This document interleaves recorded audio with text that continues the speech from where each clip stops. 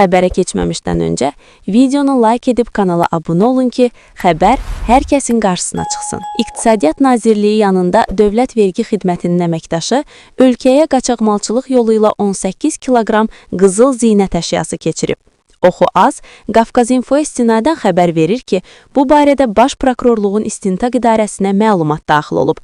İstintaqla məlum olub ki, Dövlət Vergi Xidmətinin İstintaq İdarəsinin əməliyyat müvəkkili vəzifəsində işləyən Fuad Tofiqoğlu Orucov hazırda məhkum edilmiş Kamran İmranoğlu Məhərrəmov, Xəyyam Adiloğlu Qurbanov və digər şəxslərlə birgə cinayət əlaqəsinə girib.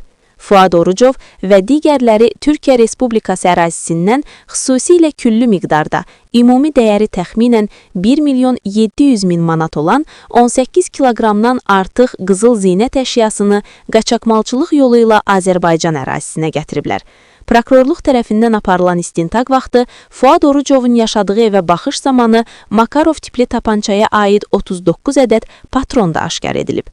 Faktla bağlı Cinayət Məcəlləsinin 206.3.2 qabaqcadan əlbir olan bir qrup şəxs tərəfindən törədildikdə və 206.3.3-cü vəzifəli şəxs tərəfindən öz qulluq mövqeyindən istifadə edilməklə törədildikdə maddələri ilə cinayət işi başlanılıb.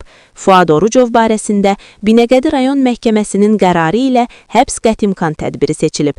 Hazırda qeyd olunan cinayətlərin törədilməsində başqa vəzifəli şəxslərin də əli olduğuna dair əsaslı şübhələr var.